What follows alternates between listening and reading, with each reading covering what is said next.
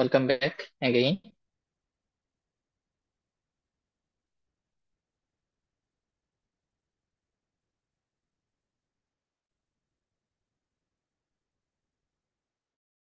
ওকে, আমরা ছিলাম হচ্ছে পার্সোনাল নিডসে। আশা করি হচ্ছে সবাই এই সেগমেন্ট গুলা অবশ্যই ডেভেলপ করা ট্রাই করবা। আর একটা কথা বলে রাখি, ইংলিশ অবশ্যই ইম্পর্ট্যান্ট। এখন থেকেই হচ্ছে ইংলিশে স্পিকিং করা, ইংলিশে আর্টিকেল লেখা, বেশি বেশি ইংলিশের ভোকাবুলারি শেখা, এটা অনেক বেশি ইম্পর্ট্যান্ট। যত বেশি তোমার ইংলিশ ডেভেলপড, তত তুমি বাইরের দেশে এসে সাস্টেইন করতে পারবা। যদিও কিন্তু টপ ক্লাস জব গুলোর জন্য হচ্ছে ইংলিশ মোটামুটি অ্যাপ্লিকেবল। এছাড়া তুমি যে কান্ট্রিতে সেটেল হবা ওই কান্ট্রির হয়তো বা ভাষা তোমার লাগতে পারে, সেটা পরবর্তী বিষয়। কিন্তু এট দ্য স্টার্ট তোমাকে অবশ্যই ইংলিশে অনেক পারদর্শী হইতে হবে। সো আমরা আমাদের নেক্সট সেগমেন্টে যাব, যেটা হচ্ছে যে আমরা পার্সোনাল মিনস এর কথাটা বললাম, কিন্তু এখন অনেকে জিজ্ঞেস করবে যে ভাই এক্সট্রা কারিকুলার অ্যাক্টিভিটিস কি লাগে। আমি বলবো যে হ্যাঁ, অবশ্যই তুমি এক্সট্রা কারিকুলার অ্যাক্টিভিটিস যদি করে থাকো, যেমন স্পোর্টস, ভলেন্টিয়ার অ্যাক্টিভিটিস অথবা ক্লাব, যেমন আমরা এখানে বুটিক্স ক্যারিয়ার ক্লাবের প্রোগ্রামে আছি। তো এই ক্লাবগুলোর অ্যাক্টিভিটি তুমি যখন করতেছো বা ভলেন্টিয়ার অ্যাক্টিভিটিস করতেছো, যেমন বুটেক্স এর জন্য একটা খুবই ভালো ভলেন্টিয়ার অ্যাক্টিভিটিস এর নাম maybe ছিল BYLC। এগুলো যারা করে, এই সার্টিফিকেট গুলা তোমার অবশ্যই ইম্পর্টেন্ট। যাই তুমি করো না করো এক্সট্রা কারিকুলার অ্যাক্টিভিটিস, ওই সার্টিফিকেট গুলো তুমি কালেক্ট করে রাখবা। তুমি তোমার সিভিতে অ্যাড করতে পারো, অথবা কিছু কিছু ইউনিভার্সিটির পার্টিকুলার সেগমেন্টই থাকে যে তুমি কোনো ইসি এর সাথে জড়িত কিনা। তো ওইখানে তুমি এগুলো শো করতে পারো। মনে করো যে তুমি একটু এক্সট্রা কারিকুলার অ্যাক্টিভিটিস করতে প্যাশনেট, স্পোর্টস খেলতে প্যাশনেট, কিন্তু আমি মনে করি যে হ্যাঁ তুমি করো, কিন্তু ওইটার যেন তোমার সার্টিফিকেট থাকে, সেই দিকে তুমি একটু খেয়াল রাখবা। সেটা যেটাই করো না কেন, এই সার্টিফিকেট গুলো তোমার ভবিষ্যতে ইউরোপে আসার ক্ষেত্রে বা আমেরিকা বা কানাডা যেখানেই যাওয়ার ক্ষেত্রে অবশ্যই অনেক ভালো ইম্প্যাক্ট ফেলবে।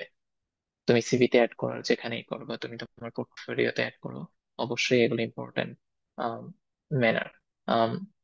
যেমন হচ্ছে ফিনল্যান্ডের কথা যদি আমরা বলি, ফিনল্যান্ডে হচ্ছে আমি যেই সাবজেক্টে অ্যাপ্লাই করছি, ওই সাবজেক্টে হচ্ছে আমার কম্পিটিটর এর ক্ষেত্রে যারা ছিল, তাদের আমাকে মেইন রিজন দেখানো হয়েছে যে আমার কম্পিটিটররা আমার থেকে বেশি ভলেন্টিয়ার অ্যাক্টিভিটিস করছে, বেশি হচ্ছে এনভায়রনমেন্টাল যেই ইস্যুস গুলো আছে, ক্লাইমেট চেঞ্জ হ্যান্ড ত্যান হাবিজাবি, ওদের সাথে বেশি তারা জড়িত ছিল।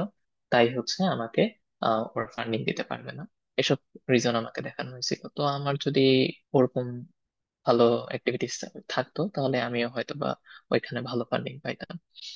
তো তোমাকে থাকতেই হবে এমন না, থাকলে অবশ্যই তোমার জন্য ভালো। তুমি যে কোনো সার্টিফিকেট তোমার থাকা এক্সট্রা কারিকুলার অবশ্যই তোমার জন্য ভালো, বা তোমার প্রোফাইলের জন্য ভালো। এছাড়া আমার কিছু ইম্পর্টেন্ট অ্যাডভাইস আছে সবার জন্য। সেটা হচ্ছে তুমি ভার্সিটিতে থাকো আর যেখানেই থাকো না কেন, তুমি যদি হায়ার স্টাডিজ এ ভবিষ্যতে আসতে চাও বা কখনো আসো, ইম্পর্টেন্ট অ্যাডভাইস হচ্ছে তোমাকে অ্যাটলিস্ট একটা প্রোগ্রামিং ল্যাঙ্গুয়েজ সম্পর্কে তোমার ধারণা থাকা, যেমন পাইথন। তুমি যেই ডিপার্টমেন্টই পড়ো না কেন, তুমি হায়ার স্টাডিজে আসবে ভবিষ্যতে, যেখানেই আসবে, তোমাকে অবশ্যই প্রোগ্রামিং ল্যাঙ্গুয়েজ শিখতে হবে, না শিখতে হবে কোনো না কোনো দিন, কিছু না কিছুতে অ্যাপ্লাই করার জন্য। কিসে অ্যাপ্লাই করার জন্য? সবচেয়ে ভাস্ট জায়গা হচ্ছে ডাটা অ্যানালিসিস এ অ্যাপ্লাই করার জন্য। ডাটা অ্যানালিসিস আমরা স্ট্যাটিস্টিক্যাল টুল দিয়ে করতে পারি, এক্সেল বা হচ্ছে অ্যানোভা, এগুলো দিয়েও করতে পারি, কিন্তু আমাদের প্রোগ্রামিং ল্যাঙ্গুয়েজ সম্পর্কে ধারণা থাকা, শিখা অনেক ইম্পর্টেন্ট। নিজের সেলফ ডেভেলপমেন্টের জন্য ইম্পর্টেন্ট। এখন তো অনেক সহজ হয়ে গেছে, AI আছে, চ্যাট জিপিটি আছে, ইউটিউবের ভিডিও আছে, ইজিলি হচ্ছে এসব প্রোগ্রামিং রিলেটেড নলেজ গ্যাদার করা সহজ। আর যদি তোমার সার্টিফিকেট থাকে তাহলে তো কোনো কথাই নেই, অ্যাপ্লাই করার সময় দিয়ে দিবা। যদি তুমি কোথাও কোর্স করে থাকো, সেই সার্টিফিকেট তুমি দিতে পারো। ঠিক আছে, যেমন আমি হচ্ছে আমার আহ কিছু কোর্সের কোর্স করা ছিল, আমি সেগুলো হচ্ছে অ্যাপ্লিকেশন করার সময় দেখাতে পারছি যে হ্যাঁ আমার এই কোর্স করা আছে, সাপ্লাই চেইন ম্যানেজমেন্টের কোর্স করা আছে, সেটা দেখা যাচ্ছে। তো এগুলো তোমার জন্য অনেক বেশি ভালো, তোমার প্রোফাইলকে আরো বেশি ভারী করার জন্য ভালো। এছাড়া হচ্ছে আমি এখানে একটা লেম কথা লিখছি, তারপরেও তুমি যে এইচএসসি বা এইচএসসি ম্যাথ, ফিজিক্স, কেমিস্ট্রি পড়াবা বা টিচার হিসেবে টিউশন করো, এগুলো তুমি দেখবা একদিন না একদিন তোমার কাজে লাগবে। তুমি যখন হায়ার স্টাডিজে আসবা, ধরো আমি এখন হায়ার স্টাডিজে আসছি, অনেক টার্ম, এইচএসসির ম্যাথ, এইচএসসির ফিজিক্স বা এইচএসসির কেমিস্ট্রি অনেকেই বুঝতে পারে না, অনেক স্টুডেন্টই বুঝতে পারে না, অন্যান্য কান্ট্রিরও বুঝতে পারে না, কারণ তাদের এগুলো চর্চা নেই। আমরা বুঝতে পারতাম না, চর্চা নেই, কিন্তু আমি অ্যাজ এ টিউটর ছিলাম দেখে হচ্ছে আমি ওইসব টার্ম খুবই ভালো বুঝতে পারি, টিচারের সাথে ভালো এঙ্গেজ হইতে পারি ওইসব কথা, ওইসব টপিকে। তো এগুলো যে তোমার জন্য খারাপ এমন না, আমরা তো টিউশনি করি। তো এগুলোকেও একটা নিজের ডেভেলপমেন্টের ওয়ে হিসেবে নিবা, যে নিজেকে ডেভেলপ করার বা মোর নলেজ গ্যাদার করার ওয়ে হিসেবে নিবা, যেন এগুলো কখনো বৃথা না যায়। এখন তো টাকা পয়সা কামাইতেছো টিউশনি করে, ভবিষ্যতে যেন অ্যাপ্লাইও করতে পারো, সেক্ষেত্রে একটু মাথায় রাখবা। এবং last but not the least, good presentation skill বা পাবলিক ইন্টারেকশন স্কিল, পাবলিকের সামনে কথা বলতে পারা। অনেকে কথা বলতে পারে না, ভালো প্রেজেন্টেশন দিতে পারে না। আমরা জীবনে প্রথমবার প্রেজেন্টেশন দিই হচ্ছে বিজনেস কমিউনিকেশন ইংলিশে, আর শেষবার প্রেজেন্টেশন দিই হচ্ছে থিসিসে বা ইন্টার্নশিপ রিপোর্টের সময়। একদম মানে গায়ে ছাড়া অবস্থা বুটেক্সের। তো নিজেই নিজের প্রেজেন্টেশন স্কিল ডেভেলপ করা বা পাবলিক ইন্টারেকশন স্কিল ডেভেলপ করা, এটা অনেক বেশি ইম্পর্টেন্ট। এটা তোমাকে সব জায়গায় হেল্প করবে। তুমি যদি কোন হায়ার স্টাডিতে নাও আসো, তুমি যদি টেক্সটাইলে জব করো, তাও তোমার জন্য এটা, এগুলা খুব বেশি বেনিফিশিয়াল হবে আশা করি। এবং আহ, আরেকটা সেগমেন্ট আছে আমাদের স্ট্যাটিস্টিক্স এর মধ্যে, সেটা ফাইন্যান্সিয়াল মিনস। ফাইন্যান্সিয়াল মিনসে আমরা যেটা বলবো যে তোমাকে সত্যি কথা সবাই বলবে না, আমি ওরকম না, কিছু ম্যান্ডেটরি কস্ট তোমাকে থাকবেই। তুমি যদি ফুল ফান্ডেড স্কলারশিপ পাও, যেমন ধরো আজকের দিনে তুমি উইটিং স্কলারশিপ পাইছো, তারপরেও ম্যান্ডেটরি কস্ট কিরকম থাকতে পারে? অনেক ধরনের কস্ট, আইএস দিবা, জিআরই দিবা, ডকুমেন্টেশনের কস্ট, অ্যাপ্লিকেশন ফি, এয়ার ফি, আইপ্যাড, মোবাইল, ল্যাপটপ, অনেক কিছুর কস্ট। এই কস্ট গুলো হচ্ছে মোর অর লেস অ্যারাউন্ড, তুমি যদি ভালো অ্যামাউন্ট চিন্তা করো, যে মডারেট অ্যামাউন্ট চিন্তা করো, যে সবকিছুই তুমি ভালো নিবা, যেমন একটা ভালো ল্যাপটপ কিনবা, ভালো আইপ্যাড কিনবা, এগুলো যদি চিন্তা করো, মোরলেস 4 থেকে 5 লাখ টাকা খরচ হবে। স্কলারশিপ মানেই যে একদম ফুল ফ্রি স্কলারশিপ এমন না। তুমি যদি ইউএস এর কথাও চিন্তা করো, সেম, এগুলো পুরো সেম। তুমি ফুল ফান্ডিং পাইলেও হচ্ছে তোমার এগুলোতে খরচ হবে। আইএস পরীক্ষা দিতে 25,000 টাকা লাগে, জিআরই দিতে 25,000 টাকা লাগে, ডকুমেন্টেশন লিগালাইজেশন করতে, অ্যাটাস্টেশন করতেও অনেক টাকা লাগে। আর অ্যাপ্লিকেশন ফি, তুমি যদি ফ্রি অ্যাপ্লিকেশন গুলোতে অ্যাপ্লাই করো তাহলে তো কোনো কথাই নেই। কিছু কিছু জায়গায় ইভেন অ্যাপ্লিকেশন ফি হচ্ছে 100 ইউরো, 150 ইউরো। তো এগুলোও তোমাকে চিন্তা করতে হবে যে এগুলো কস্ট। তো এই ম্যান্ডেটরি কস্ট গুলো সবাই ম্যানেজ করো, বা যদি হায়ার স্টাডিজ ইচ্ছা থাকে অবশ্যই মাথায় থাকতে হবে যে আমার এই কস্ট গুলো লাগবে। এখন তুমি স্কলারশিপ পাইলে না, তখন তোমাকে কি কস্টের কথা চিন্তা করতে হবে? ব্লক অ্যাকাউন্ট, যদি তুমি বেলজিয়াম বা জার্মানির কথা চিন্তা করো, ব্লক অ্যাকাউন্ট কেমন, তোমাকে 1 বছরের টাকা ইউনিভার্সিটিতে পাঠিয়ে দিতে হবে, টিউশন ফি সহ। টিউশন ফি যদি আলাদা হয় ওটা তো অন্য হিসাব, টিউশন ফি যদি তোমার ওয়েবার হয়ে যায় তাহলে অন্য হিসাব। তো টিউশন ফি সহ হোক আর ছাড়া হোক, যেটাই হোক, 1 বছরের টাকা তোমাকে ইউনিভার্সিটিকে পাঠিয়ে দিতে হবে। সেটা কেমন হতে পারে, 12,000 13,000 ইউরো পাঠিয়ে দিতে হবে। ওরা তোমাকে প্রতি মাসে মাসে সেই টাকাটা ব্যাক করবে। এখন ব্যাক করবে, এটা একটা ভালো কথা। তুমি ব্যাক করলে হয়তো বা কারো থেকে ধার নিয়েছো, আবার ব্যাক করে দিবা, সেটা হচ্ছে অন্য কথা। কিন্তু তোমাকে এটা মাথায় রাখতে হবে যে তুমি যদি স্কলারশিপ ছাড়া বাইরে যাও, তাহলে তোমাকে একটা পার্ট টাইম জব করতে হবে। কোন কান্ট্রিতে ভালো পার্ট টাইম জব আছে এটাও একটু মাথায় চিন্তা করতে হবে। পার্ট টাইম জব করে আদৌ তুমি সাস্টেন করতে পারবে নাকি সেটাও চিন্তা করতে হবে। সাস্টেন করতে না পারলে তুমি হচ্ছে বাসা থেকে টাকা পয়সা নিয়ে চলতে পারবে নাকি, ওগুলোও একটু মাথায় চিন্তা করবা। কিন্তু কিছু কান্ট্রি আছে যেটার ক্ষেত্রে আমি বলছি ব্যাংক স্টেটমেন্ট হইলেই হয়, যেমন সুইডেন, ভালো একটা অপশন। তুমি এটা হয়তোবা তোমাকে কেউ বলবে না, মনে করো তুমি আজকের দিনে পাশ করে ফেলছো, তুমি নেক্সট ফেব্রুয়ারি মাসে আহ, হচ্ছে সুইডেনে যাওয়ার জন্য চিন্তা করতেছো, তুমি অ্যাপ্লাই ট্যাপ্লাই করলা, অফার লেটার পেয়ে গেলা, তখন গিয়ে ভিসা অ্যাপ্লিকেশনের সময় দিয়ে দেখবা তোমাকে ব্যাংক স্টেটমেন্ট দেখাইতে হবে কয় মাসের, 6 মাসের দেখাইতে হবে। তো এইটা তুমি তখন তো তোমার মাথায় হাত পড়বে যে আবার ব্যাংক স্টেটমেন্ট 6 মাসের কত টাকা, তোমার অ্যাকাউন্টে তো হইলে হবে না, তুমি তো স্টুডেন্ট। অনেকের ক্ষেত্রে নিজের অ্যাকাউন্ট দেখায়, অনেকে স্পন্সরের অ্যাকাউন্ট দেখায়, বাবা মার অ্যাকাউন্ট বা নিকটাত্মীয়ের অ্যাকাউন্ট। এখানে মোরলেস কান্ট্রি ভেদে 10 থেকে 20 লাখ টাকা হচ্ছে ওইখানে দেখাইতে হয়, জাস্ট দেখাইতে হয়।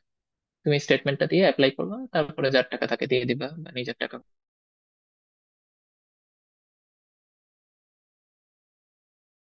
হইলে তো কোনো কথাই নেই, Add করলা। ইতালির জন্য 6 মাসের ব্যাংক স্টেটমেন্ট লাগবে। তোমাকে অবশ্যই আগে থেকে এই প্ল্যানটা রাখতে হবে যে আমি আম, যেদিন ফ্লাই করবো, ধরো নেক্সট ফেব্রুয়ারিতে ফ্লাই করবা, তার আগের 6 মাস থেকে তোমাকে একটা ব্যাংকে ভালো অ্যামাউন্টের টাকা জমা রাখা শুরু করতে হবে। এটা গেল আমাদের ফাইন্যান্সিয়াল মিস। এগুলো খুবই ইম্পর্টেন্ট, যেগুলো হচ্ছে পরবর্তীতে গিয়ে ধাক্কা খায় মানুষ, সেটা আমি তোমাকে আগেই বলে দিতেছি। এবং ডকুমেন্টেশন নিয়েও অনেকের সমস্যা হয়। কি ডকুমেন্টেশন নিয়ে? আমাদের এখানে কয়েক ধরনের ডকুমেন্টেশন আছে। প্রথম ডকুমেন্টেশন হচ্ছে সেকেন্ডারি স্কুল থেকে তুমি এসএসসি এইচএসসি সার্টিফিকেট গুলা নিবা। এবং দ্বিতীয় ডকুমেন্টেশন হচ্ছে ইউনিভার্সিটি থেকে অল ট্রান্সক্রিপ্ট, বুটেক্স থেকে ট্রান্সক্রিপ্ট ওঠানো, প্রভিশনাল সার্টিফিকেট, মেইন সার্টিফিকেট ওঠানো খুবই টাফ ব্যাপার। হয়তো বা যারা জানো তারা তো জানোই, না হলে দেখবা বুটেক্স থেকে বের হওয়া সহজ, সার্টিফিকেট গুলো কঠিন। তো এগুলো আগে থেকে, এগুলো নিয়ে আমার ফেসবুকে পোস্ট টোস্ট আছে, এগুলো নিয়ে আগে থেকে একটু ঘাটাঘাটি করবা। আর বুটেক্স থেকে আরেকটা ডকুমেন্ট তোমাকে উঠাইতে হবে, সেটা হচ্ছে মিডিয়াম অফ ইনস্ট্রাকশন বা এমওআই যেটাকে আমরা বলি। এটা উঠায় রাখা ভালো, হয়তো বা তুমি আইএলটিএস দিবা, যদি না দাও তো সেক্ষেত্রে হচ্ছে এমওআইটা ইউজ করতে পারো। এই ডকুমেন্ট গুলো ইউনিভার্সিটি থেকে উঠায় রাখতে হবে। কিন্তু ডকুমেন্ট উঠাইলেই হবে না, এগুলোকে আবার লিগালাইজেশন করতে হবে বা অ্যাটাস্টেশন করতে হবে। তোমার কাছে যদি সময় থাকে, তুমি ফোর্থ ইয়ারে থাকো বা যখনই থাকো, এই কাজগুলো একটু আগায় রাখবা নিজেকে এক স্টেপ আগানোর জন্য। লিগালাইজেশন করতে হবে কাকে কাকে? প্রথমে লিগালাইজেশন করতে হবে আমাদের সেকেন্ডারি স্কুল সার্টিফিকেট গুলোকে। কোথায় লিগালাইজেশন করতে হবে? বোর্ড থেকে, এডুকেশন মিনিস্ট্রি থেকে, ফরেন মিনিস্ট্রি থেকে। এরপরে আমাকে অ্যাটেস্টেশন করতে হবে আমার সব একাডেমিক ট্রান্সক্রিপ্ট এবং মেইন সার্টিফিকেট, যেটা আমি ইউনিভার্সিটি থেকে পাবো। যদি তোমার মেইন সার্টিফিকেট না থাকে, শুরুতে প্রভিশনাল সার্টিফিকেট, ওইটা পরে মেইন সার্টিফিকেট আসলে মেইন সার্টিফিকেট আবার করতে হবে। ওইটাকে লিগালাইজেশন করতে হবে আমাদের কন্ট্রোলার অফিস থেকে শুরুতে। এটা অনেকেই জানে না, কন্ট্রোলার অফিস থেকে যখন তুমি ট্রান্সক্রিপ্ট উঠাবা বা সার্টিফিকেট উঠাবা, ওদেরকে যে বললেই হবে যে আমাকে এটা লিগালাইজেশন করে দেন। তো ওরা তোমাকে আবার ট্রু কপি করে দেবে। তারপরে তুমি এডুকেশন মিনিস্ট্রি, ফরেন মিনিস্ট্রি থেকে আবার লিগালাইজেশন করবা। প্রসেস গুলা এখন হয়তো বা অনলাইনে চলে আসছে। সবগুলো না মনে হয়, এসএসসি এইচএসসি গুলো অনলাইনে আসছে, আর ইউনিভার্সিটি গুলো অফলাইনে। তো ওগুলোর জন্য অনেক ভিডিও আছে ইউটিউবে, ফেসবুকে, তো ওগুলো একটু দেখে নিবা। এগুলো আগে থেকেই করে রাখা উচিত নিজেকে আগে রাখার জন্য। এছাড়া পাসপোর্ট, পাসপোর্ট করার সময় তোমার NID, student ID, utility bill, এগুলো তো লাগবেই। অনলাইন বার্থ সার্টিফিকেট, অনেক ক্ষেত্রে ফর্মাল ফটো, সুন্দর মতো। এই যে আমার প্রোফাইল পিকচারে একটা ফটো দেখা যাচ্ছে, ইউরো সাইজের একটা ফটো, চশমা ছাড়া। ইউরোপাস সিভি, সিভি বানায় বানায় রাখা উচিত। ইউরোপাস কেন? অনেকে সিভি বানায়, ওয়ার্ডে বানায়, হ্যান ত্যান হাবি জাবি, এগুলো দিয়ে এগুলো রিকমেন্ডেড না। ইউরোপাস ওয়েবসাইটে যাবা, নিজের অ্যাকাউন্ট খুলবা, ইউরোপাস সিভি বানাবা, নিজের প্রোফাইল সিলেক্ট করবা, সুন্দর মতো ইউরোপাস সিভি বানায় ফেলতে পারবা। রিকমেন্ডেশন লেটার ভার্সিটিতে থাকাকালীন বা ভার্সিটি থেকে বের হওয়ার পরে, যখনই হোক না কেন, তুমি অ্যাটলিস্ট দুইটা রিকমেন্ডেশন লেটার ম্যানেজ করবা। এখন ঝামেলা হচ্ছে রিকমেন্ডেশন লেটার দুই ধরনের হয়। একটা হচ্ছে তোমাকে তোমার টিচার পার্টিকুলার ইউনিভার্সিটিকে ডিরেক্ট মেইল করবে, এটা এক ধরনের রিকমেন্ডেশন লেটার। অথবা তোমাকে একটা সাদা কাগজের মধ্যে বা ভার্সিটির প্যাডের মধ্যে লিখে দিবে, সাইন করে দিবে। তুমি লিখে, নর্মালি বুটিক্সে যেটা হয়, তুমি নিজে লিখে নিয়ে যাবা, তারপরে উনি পড়ে দেখবে, পড়ে দেখে হচ্ছে তারপরে নিচে সাইন করে দিবে। দুই ধরনের রিকমেন্ডেশন লেটার। যেটাই হোক না কেন, তুমি ইউএসএ হইলে অন্য ধরনের। ইউএসএ তে অনেক সময় ইউনিভার্সিটিকে পার্সোনালি মেইল করতে হয়, তখন তোমার যে দুইজনের থেকে তুমি রিকমেন্ডেশন লেটার নিবা, তাদের সাথে খুবই ভালো সম্পর্ক থাকতে হবে। ওর মধ্যে একটা স্টার হচ্ছে প্রজেক্ট সুপারভাইজার, তোমার যে থিসিস সুপারভাইজার থাকবে, সে তোমাকে অবশ্যই একটা ভালো রিকমেন্ডেশন লেটার দিবে, কারণ হচ্ছে তুমি তার সাথে কাজ করছো। আর এছাড়া যে কোনো অ্যাসোসিয়েট প্রফেসর বা অ্যাবভ। কেন আমি অ্যাসোসিয়েট প্রফেসর বা অ্যাবভ লিখছি? অনেক ক্ষেত্রে লেকচারারের রিকমেন্ডেশন লেটার বা অ্যাসিস্ট্যান্ট প্রফেসর রিকমেন্ডেশন লেটার এটা কম এলিজিবল হয় দেন অ্যাসোসিয়েট প্রফেসর অথবা প্রফেসরের। চেষ্টা করবা যত হাই র্যাঙ্কের টিচারের থেকে নেওয়া যায়, ততই তোমার জন্য ভালো। এছাড়া হচ্ছে বিএসসি কারিকুলাম, আমাদের যে কোর্স কারিকুলামটা আছে, তুমি যে ডিপার্টমেন্টেই পড়ো না কেন, ওইটার একটা বই থাকার কথা সবার কাছে। ওইটাকে পিডিএফ আকারে বা যেটাই করো না কেন, একটা নিজেরটা, শুধু ধরো তুমি ফেব্রিকে পড়ো, ফেব্রিকের কারিকুলামটা কোথাও কোন সাবজেক্টে কি পড়ানো হয়, এগুলোর একটা পিডিএফ তোমাকে বানায় রাখতে হবে। এছাড়া প্রোগ্রাম স্পেসিফিক মোটিভেশনাল লেটার বা এসএপি যেটাকে আমরা বলি, এটা তো পরের হিসাব। যখন তুমি নিজেই প্রোগ্রামে অ্যাপ্লাই করতে যাবে, তার জন্য আলাদা করে মোটিভেশনাল লেটার লিখতে হবে। এছাড়া পরবর্তীতে কি লাগতে পারে, সেটা হচ্ছে police clearance certificate, medical certificate, health insurance, bank statement, এগুলো হচ্ছে ভিসার সময় হচ্ছে লাগে। এই সবগুলা ডকুমেন্টেশন তোমার মাথায় থাকা উচিত যে এগুলো হয়তো বা লাগবে। যেন তুমি আকাশ থেকে না পড়ো হঠাৎ করে জানার পরে। আমি আগে থেকেই বলে দিতেছি এগুলো তোমার লাগবে। এগুলো তুমি আস্তে আস্তে আস্তে আস্তে ম্যানেজ করা শুরু করো, স্টেপ বাই স্টেপ। এখন আমরা আমাদের প্রেজেন্টেশনের সবার লাস্ট টপিকে চলে আসছি, যে হায়ার স্টাডিজ এর আসলে প্রোস বা কনস কি। তো প্রোস কি হইতে পারে? প্রোস আমরা সবাই জানি, বেটার লাইফস্টাইল হবে, হেলদি ফুড বা এনভায়রনমেন্ট, এখানে নিঃশ্বাস নিতে অনেক শান্তি, পলিউশন কম, খাবারের মধ্যে কোনো মানে ভেজাল এটা তুমি চিন্তাও করতে পারো না, ভেজাল হইলেই সেটা স্যুপ হয়ে যাবে। বুঝতে পারছো? তো এগুলো অনেক ভালো। বেটার মেডিকেল সার্ভিস এখানে আছে। গুড আর্নিং অপরচুনিটিস, এখানে আমি গুড কেন লিখছি দেখো, আর্নিং অপরচুনিটিস তুমি যদি হোয়াইট কলার জব পাও, তুমি যদি হচ্ছে এমএসসি শেষ করে বা পিএইচডি শেষ করে একটা ভালো জব পাও, ভালো কোম্পানিতে বা টিচার হয়ে যাও, সেটা তোমার জন্য ভালো আর্নিং অপরচুনিটি। কিন্তু এই একটা হার্শ ট্রুথ হচ্ছে অনেকেই পায় না, অনেকেই হচ্ছে শেষ করতে পারে না। তো তারা কি করে? তারা হচ্ছে অর জব করে, যা আমরা পড়া চলাকালীন করি, ফুড ডেলিভারি বা হচ্ছে বিভিন্ন লজিস্টিক্স এর কাজ, এগুলো করি। আমি সত্যি কথা বলে ফেলতেছি আর কি। তো এগুলো অনেকে হচ্ছে আহ পড়ালেখার পরেও করে। তো সেটা অবশ্যই খারাপ কিছু না, কারণ হচ্ছে এখানে কাজকে কেউ ছোট করে দেখে না। অনেক টাকা ইনকাম করা যায়, অনেক কান্ট্রিতে হচ্ছে ফুড ডেলিভারি করেই হচ্ছে অনেক টাকা ইনকাম করা যায়। তো সেটাও কথা না। আর্নিং অপরচুনিটিস আছে, এটা হচ্ছে বড় কথা। তুমি বাংলাদেশে ফুড ডেলিভারি করে টাকা ইনকাম করতে পারবে, এটা তো চিন্তাও করা যায় না, খুবই অল্প স্বল্প টাকা। তো এখানে বেটার লাইফস্টাইল অবশ্যই আছে, সাথে তোমার লাইফ ওয়ার্ক লাইফ ব্যালেন্স আছে। তুমি যত ছোট জবই করো না কেন, তুমি মোটামুটি তোমার ভালো অ্যামাউন্টের জীবিকা চলে আসবে, সেটা চিন্তা করতে হবে। আর পিএইচডি অপরচুনিটিস তো আছে। তোমাকে যতগুলো ইউনিভার্সিটির কথা বললাম, প্রত্যেকটা ইউনিভার্সিটিতে পিএইচডি এলিজিবল। পিএইচডি তো আর টেক্সটাইল বেসড হয় না। পিএইচডি হচ্ছে তুমি একটা এমএসসি থিসিস করছো, ওই থিসিসের এগেনস্টে টেক্সটাইল সাবজেক্টে একটা পার্টিকুলার টপিকে কাজ হইতেছে, ওই বেসড হয়। ওগুলো আরো ভাস্ট জিনিস, ওগুলো সম্পর্কে আমিও কম জানি, আমি তো মাত্র এমএসসি করতেছি। হয়তো বা ভবিষ্যতে আবার কোনো এক সময় পিএইচডি পাইলে আবার সেমিনার নিব, তখন আর কি। ততদিন পর্যন্ত আমার জন্য দোয়া কইরো। এগুলো হচ্ছে প্রোস। কিন্তু কনসও আছে। সবচেয়ে বড় কনস কি? বিইং ক্লুলেস, একদম ক্লুলেস। ধরো তোমাকে যদি আমি আজকের দিনে আমার কথা বলি, আমি যে পজিশনে আছি এখানে এসো, আমার মাঝে মধ্যে মনে হয় যে আমি ক্লুলেস, আমি ভবিষ্যতে কি করব, কোথায় যাব না যাব। কারণ বাংলাদেশে যখন তুমি থাকো তখন তুমি জানো যে তোমার, হ্যাঁ, ওইখানে মামা আছে, ওইখানে দাদা আছে, ওইখানে ওই ফ্যাক্টরি আছে, কিছু না করলেও তোমার পরিবার আছে। কিন্তু যখন তুমি ইউরোপে আসবে তখন তুমি পুরো ক্লুলেস। তোমাকে নিজের নেটওয়ার্কিং নিজে করতে হবে, কেউ তোমাকে হেল্প করবে কিনা সেটাও সন্দেহ, সবাই নিজের কাজে ব্যস্ত।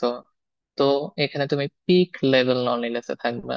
তোমাকে খুবই খুবই মেন্টালি প্রিপেয়ার্ড হইতে হবে, যে এখানে তোমাকে একাই ফাইট করতে হবে। অনেক কষ্ট এখানে এসে।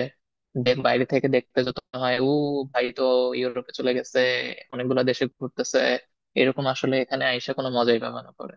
এখানে এসে 2 দিন ঘুরবা, মজা লাগবে, 3 নম্বর দিনে গিয়ে শেষ, হায় হায় কোথায় আসলাম, কেন আসলাম, এগুলো চিন্তা হবে।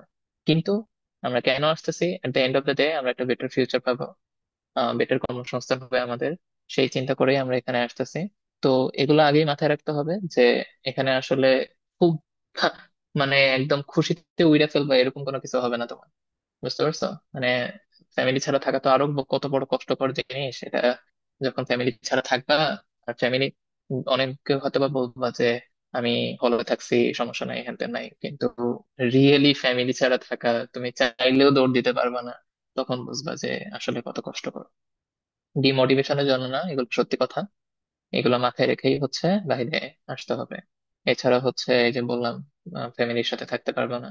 আর সবচেয়ে ইম্পর্টেন্ট জিনিস, তুমি যখন বাইরে আসবে তখন তুমি অল ইওর ওন, তুমি স্টাডি করবা, খানা খানা দানা পাকাবা, নিজের কাপড় নিজে ধোবা, ঘর গোছাবা, নিজের ঘর নিজে গোছাবা, যেগুলো হয়তো বা জীবনে চিন্তাও করো নাই, করো নাই। এখানে ওরকম ভাবে থাকা যাবে না যে হলের মতো থাকছি, সবকিছু নোংরা পরিষ্কার করে অপরিষ্কার করে রাখছি, তখন তোমাকে আবার ফাইন দিতে হবে। নোংরা পরিষ্কারের জন্য একদম ক্লিন ক্লিন থাকতে হবে।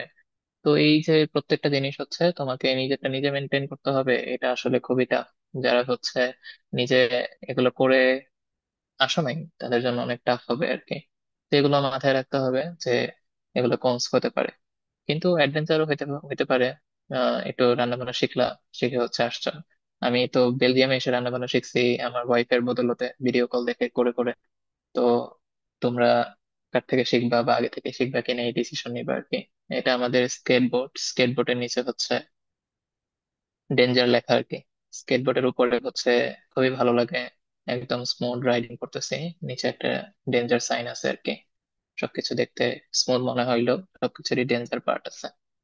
সো আমরা আমাদের প্রেজেন্টেশনের শেষে, thank you, thank you everyone. It was a long presentation. আমি আসলে চিন্তাও করিনি যে এত বড় হয়ে যাবে, কিন্তু আসলে কিছু কথাবার্তা না বললেই নয়। এর থেকে কম বলা আসলে সম্ভব কিনা জানি না, কিন্তু এই, সবাইকে ধন্যবাদ, থ্যাংক ইউ। এখন আমাদের একটা কিউএনএ সেশন হবে, আশা করি হোস্টরা কিছু একটা বলবে। আপনাকে ধন্যবাদ এত সুন্দর ইনফরমেটিভ প্রেজেন্টেশনের জন্য। আমরা এখন আমাদের কিউএনএ সেশনে চলে যাচ্ছি। আহ, আপনারা চাইলে চ্যাট বক্সে কোশ্চেন করতে পারেন অথবা রেজ হ্যান্ড করে মাইক অন করে কোশ্চেন করতে পারেন।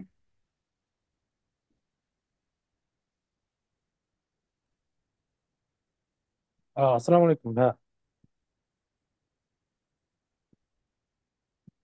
হ্যালো। হ্যাঁ হ্যাঁ, বলো, ওয়ালাইকুম আসসালাম।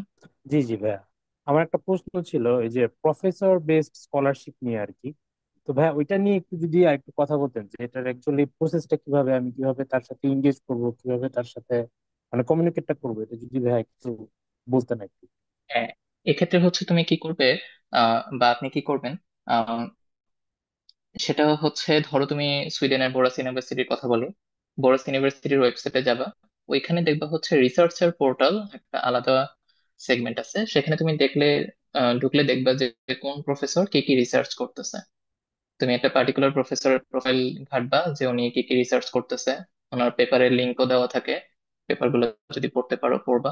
ওইখানে প্রফেসরের মেইল অ্যাড্রেস দেওয়া আছে, তুমি প্রফেসরকে মেইল করতে পারো যে দেখেন আমি তো আপনার এই রিসার্চ গুলো করছি, তো আমি আপনার আন্ডারে এমএসসি করতে আসতে চাই বা পিএইচডি করতে আসতে চাই।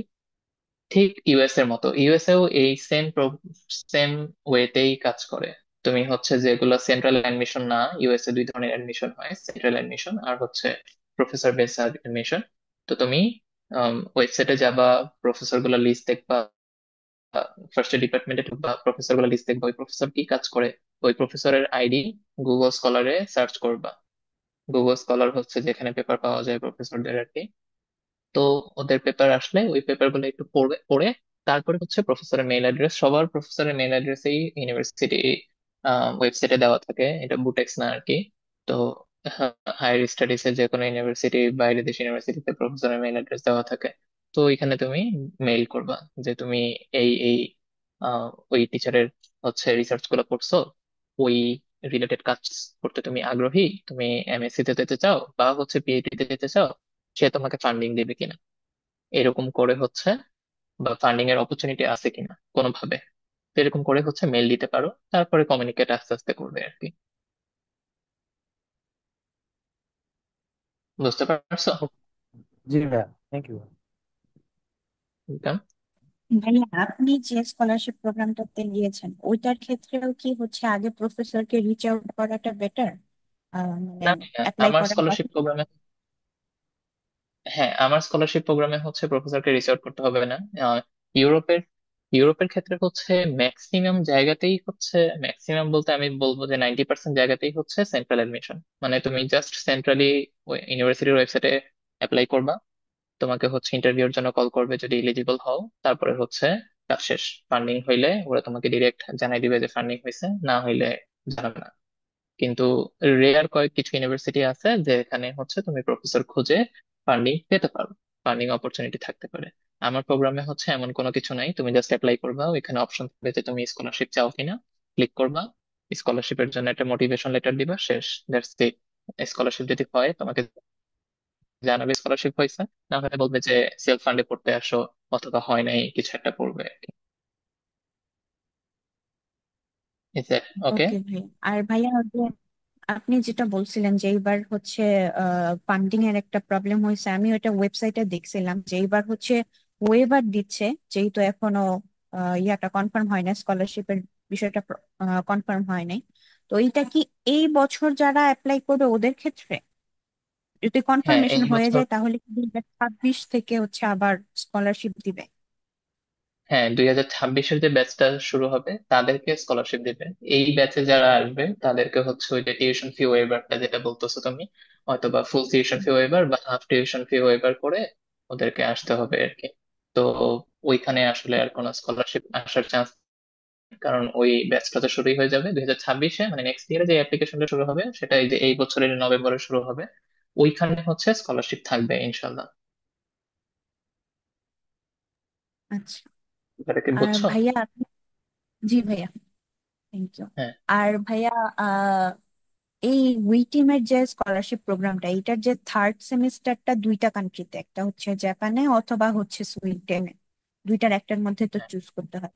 এটার মধ্যে কি কোনো ভাইয়া সাজেশন আছে যে এটা কারো কি বেসিসে চুজ করা উচিত বা এরকম কিছু?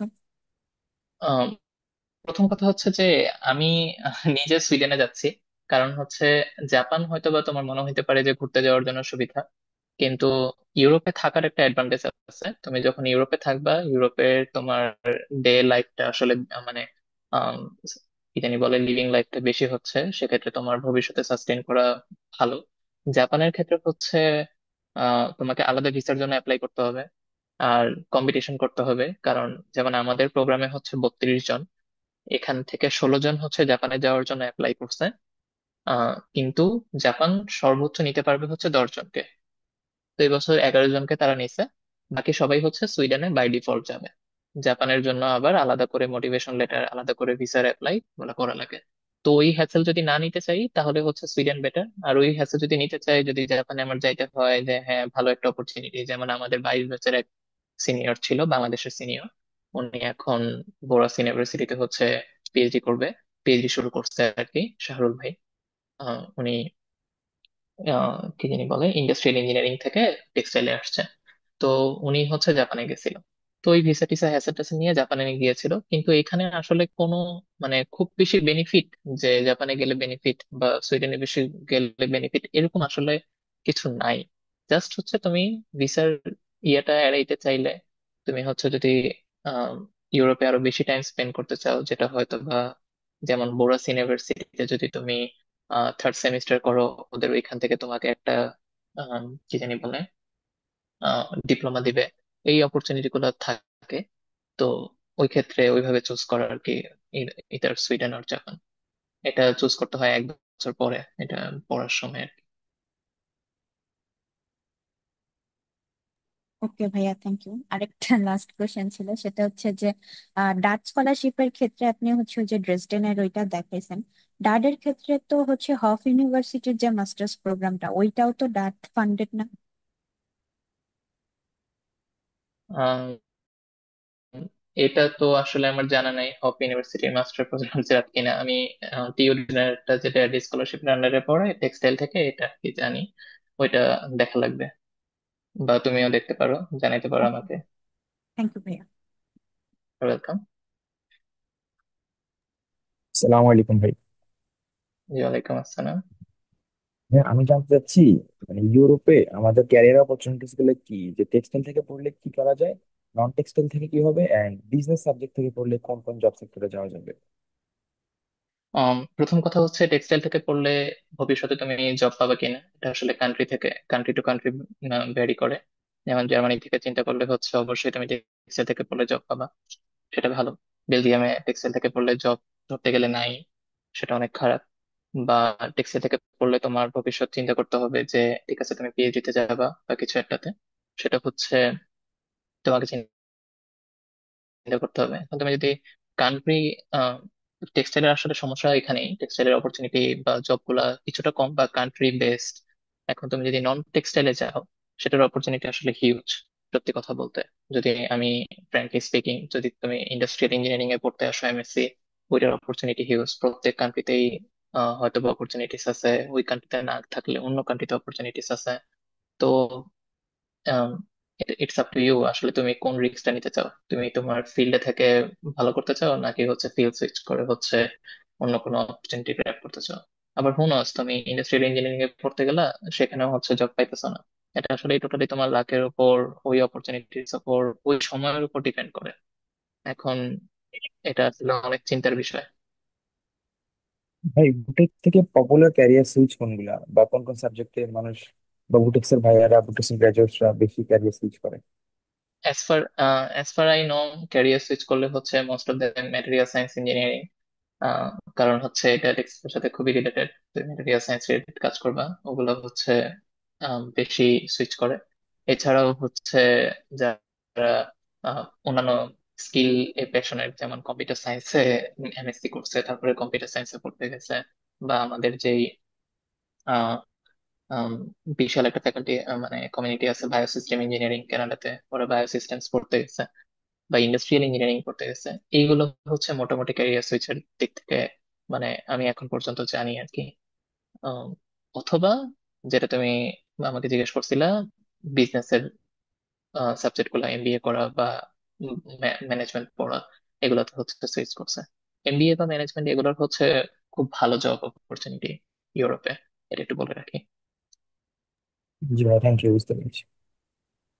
আচ্ছা, আমাদের সময় আসলে খুবই শেষের দিকে। সো এই ক্ষেত্রে আর একটা কোশ্চেন আমরা নিতে চাচ্ছি। সো এই ক্ষেত্রে আমরা দেখতে পাচ্ছি তৃষা আপু, আপনার কোশ্চেনটা করতে পারেন শেষ কোশ্চেন হিসেবে, যেহেতু সময় কম, খুবই সংক্ষিপ্ত ভাবে কোশ্চেনটা করুন। সালামু আলাইকুম ভাইয়া। ভাইয়া আপনি বলেছিলেন যে ইরাসমাস মুন্ডাস স্কলারশিপে ওই যে আমাদের ম্যাথের ক্রেডিটটা মিলে না, তো এটার সলিউশনটা কি? আচ্ছা, ওইটার সলিউশন হচ্ছে শুধু এরাসমাসের স্কলারশিপ না, তুমি যেখানেই হচ্ছে অ্যাপ্লাই করতে যাও না কেন, তোমাকে হচ্ছে ইসিটিএস টা মিলাইতে হবে। এখন ইসিটিএস টা আসলে তুমি কিভাবে মিলাবা? ইসিটিএস মিলাবা হচ্ছে, ওয়েট, আমি আর একটা স্ক্রিন শেয়ার করি। সেটা যেখানেই তুমি অ্যাপ্লাই করো না কেন, এই এরাসমাসে হোক বা যেখানেই হোক, হোক, আমার স্ক্রিনটা দেখা যাচ্ছে। তো এখানে হচ্ছে অনেক ধরনের ক্যালকুলেশন আছে ইসিটিএস এর, অনলাইনে তুমি সার্চ করলেই পাবা। আমি যে ক্যালকুলেশনটা ফলো করছি সেটা হচ্ছে 1 ইসিটিএস বা ইউরোপের যে ইউরোপিয়ান ক্রেডিট, সেটা বলতে বোঝায় 8 থেকে 10 ঘন্টা teaching hour. Country to country vary করে। আম, জার্মানিতে 10 ঘন্টা, বেলজিয়ামে 8 ঘন্টা, এমন ভ্যারি করে। লেট অ্যাজিউম যে তুমি 10 ঘন্টা টিচিং আওয়ার পাইছো। তো সে 10 ঘন্টা টিচিং আওয়ার ধরলে আমাদের 3 ক্রেডিট সাবজেক্টে থিওরি কোর্সে কত ঘন্টা পড়ানো হয়? অফিসিয়ালি 45 আওয়ার পড়ানো হয়। তার মানে সেটা ইসিডিএস এ কনভার্ট করলে 4.5 ইসিডিএস হবে। আর একটা প্র্যাকটিক্যাল কোর্সে আমাদের 30 ঘন্টা পড়ানো হয়, সেটা ইসিডিএস এ কনভার্ট করলে 3 ইসিডিএস হবে। এখন তুমি এই হিসাবটা মেনটেন করে হচ্ছে অ্যাপ্লাই করবা। কিন্তু তারপরেও দেখবা যে আমাদের ম্যাথের সাবজেক্ট হচ্ছে 3টা, ম্যাথ 1, ম্যাথ 2, স্ট্যাটিস্টিক্স। 4.5 করে হইলেও 15 ক্রেডিট মিলে না আহ, যদি তুমি ওই টিমে অ্যাপ্লাই করতে চাও।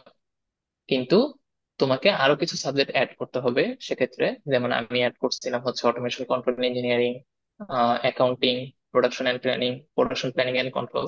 এই সাবজেক্ট গুলো আমি অ্যাড করে তারপরে ওদেরকে দেখাইছি যে হ্যাঁ, আমার ম্যাথের ক্রেডিট বেশি আছে। ওর ম্যাথের সাবজেক্ট ওই 3টাই, কিন্তু তোমাকে নিজের থেকে ওই সাবজেক্ট গুলো অ্যাড করে বলতে হবে, কারণ ওই সাবজেক্ট গুলোর মধ্যে ম্যাথ আছে। তাই হচ্ছে ওইভাবেই অ্যাপ্লিকেশনটা করতে হবে। আর এছাড়া অন্যান্য কান্ট্রিতে ইসিডিএস ক্যালকুলেশন তুমি এভাবে করতে পারো আর কি। It's better. Is it clear? জি ভাইয়া, থ্যাংক। আচ্ছা, ধন্যবাদ সবাইকে। আর আসলে আমরা আর কোশ্চেন এন্ড অ্যান্সার যেহেতু নিতে পারছি না, সো এই ক্ষেত্রে বলবো যে আমাদের বুটিক্স ক্যারিয়ার ক্লাবের প্রেসিডেন্ট নাজমুল সাকিব ভাই, ভাই যদি কিছু বলতেন। ভাই কি আমাকে শুনতে পাচ্ছেন?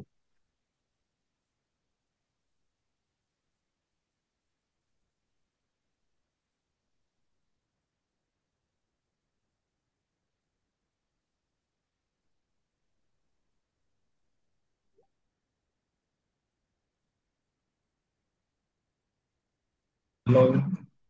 হ্যাঁ, আমাকে জি শুনতে? ভাই, আপনাকে শোনা যাচ্ছে। জি ভাই। ওকে। প্রথমে আসসালামু আলাইকুম সবাইকে। প্রথমে সকলকে আমি ধন্যবাদ জানাচ্ছি আমাদের সাথে যুক্ত হওয়ার জন্য।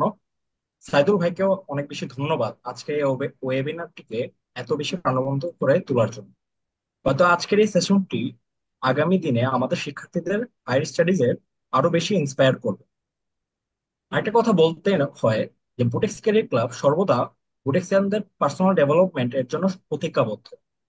আগামীতেও আমরা আরো অনেক ইম্প্যাক্টফুল প্রোগ্রাম নিয়ে আসছি বুটেক্সিয়ানদের একাডেমিক এবং ভবিষ্যৎ প্রফেশনাল ক্যারিয়ারে ইনসেন্টিভ প্রদানের জন্য। সো এই জন্য আমি সবাইকে বলবো যে আমাদের সাথে থাকুন, এবং আমরা চেষ্টা করব যে বুটেক্সিয়ানদের পার্সোনাল এবং কেরিয়ার লাইফে আরো বেশি ইনসেন্টিভ যাতে আমরা আমাদের ক্লাবের থ্রুতে তাদের ভিতরে এড করতে পারি।